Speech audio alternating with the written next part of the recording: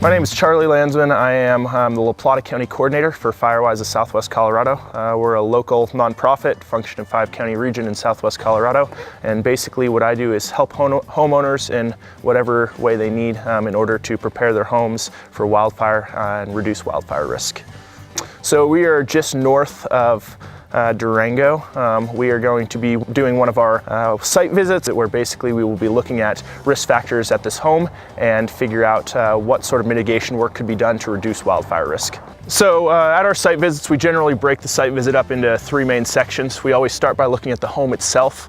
The vast majority of homes that are lost to wildfire are lost to embers, not direct flame contact. So we'll look to see if there are any retrofits that could be made to the home in order to make them more defensible against embers.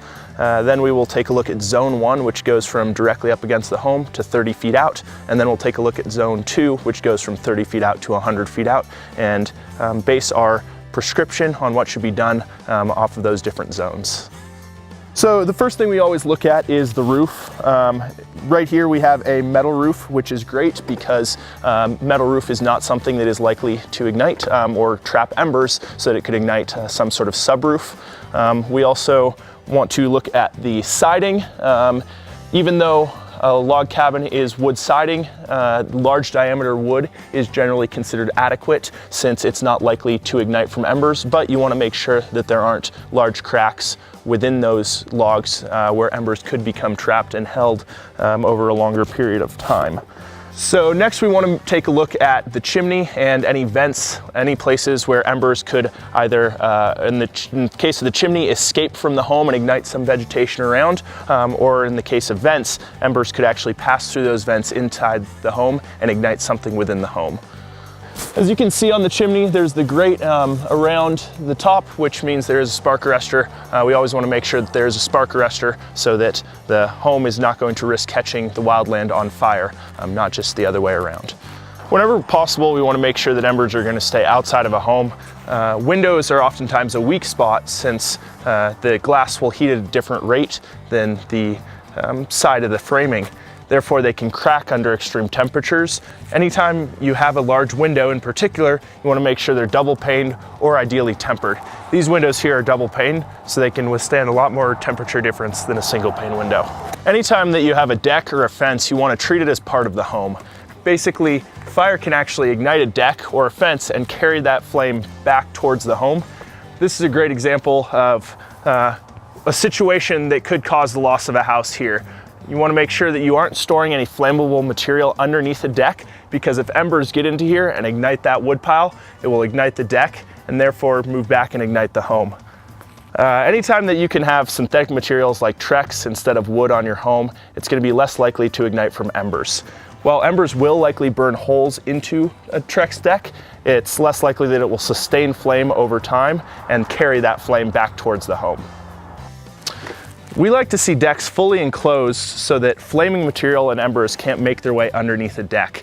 If possible, you should have either 1/8" screening all the way to the ground to prevent embers from getting underneath, or some sort of solid material like metal or wood. Propane barbecues and firewood are particularly dangerous to have on your deck because if there is ignition on the deck, this is a significant amount of fuel, which will make the fire burn hotter and more intensely close to the home. You want to make sure that you're going to be cleaning out the needles from your roof or gutter regularly. Similarly, you want to make sure you don't have a buildup of needles on your deck. These both present areas where embers could land in those pockets of fuel and cause an ignition directly on the home or deck. So within Zone 1, the first 30 feet around the home, we actually break that up into 2 zones. The first 5 feet, we like to see a non-combustible zone made up of rock, or gravel, or some other surface that isn't going to ignite from either embers or direct flame contact. Whenever you have a bed close to your home, you want to make sure that you're staying away from mulch. Mulch is organic and tends to ignite easily from embers. Similarly, you want to make sure that you're cleaning up your pine needles regularly within the first 30 feet around your home. Anytime you have a small diameter fuel like this, it's going to easily ignite from embers and can hold that fire directly up against your home. We don't like to see really any trees within the first 30 feet around the home, but especially a tree like a juniper. Junipers are much more likely to ignite from embers than other species in this area. So whenever possible, we need to make sure that those are not within zone 1, and especially not directly up against the house or underneath the eaves. As you can see here, the non-combustible zone has not continued all the way around the house. We would like to see this xeriscaped in some way, ideally with rock. Over on this side, grasses should be mowed. Any shrubs located in zone 1 really shouldn't be around any larger trees. As you can see here, any fire moving up this slope will carry from the grasses into this oak and into that tree there. If you are going to have a tree within zone 1, you want to make sure it's isolated like this. There's no trees around it to carry that fire horizontally to the crown of it, and similarly, there's no trees below to carry that fire vertically. You want to limb any tree up to about 20 feet. Zone 2 is the first 100 feet around a home, and basically at the end of zone 2, that's what's considered the end of the home ignition zone. Any fuel within 100 feet of the home has a risk of igniting the home directly from radiant heat. Over here is an example of what we don't want to see. It's a continuous fuel load all the way from the ground up into the crowns of trees. This is an area where a fire moves in on the ground, it'll transition to the crown and continue to carry upslope in the crowns of these trees. In general, we want to make sure that below a tree and for 10 feet beyond the drip line, we don't have any sort of medium height fuels like junipers or oak. We also want to make sure that we're spacing trees approximately 15 feet apart so that if it does crown in one of those trees, it won't carry from tree to tree.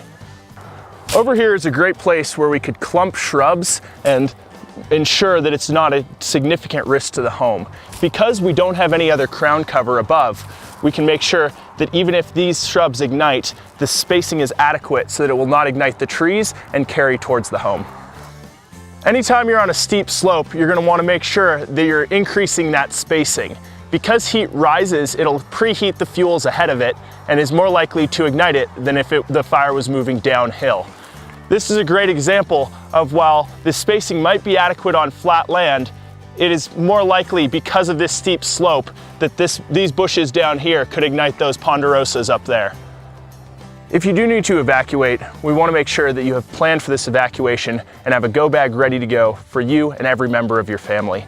It's important to have a specific plan for any children, elderly people, or anybody who might have a disability. Similarly, pets require specialty needs during an evacuation.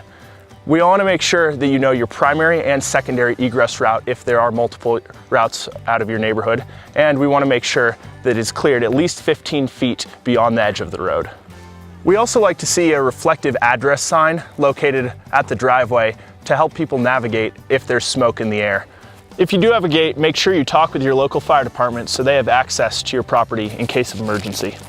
With a warm, dry winter, we're shaping up to have a bad fire season ahead of us. Now is a perfect time to get started with wildfire mitigation work. Feel free to contact us for a free site visit at southwestcoloradofires.org or contact me directly at laplatafirewise@gmail.com.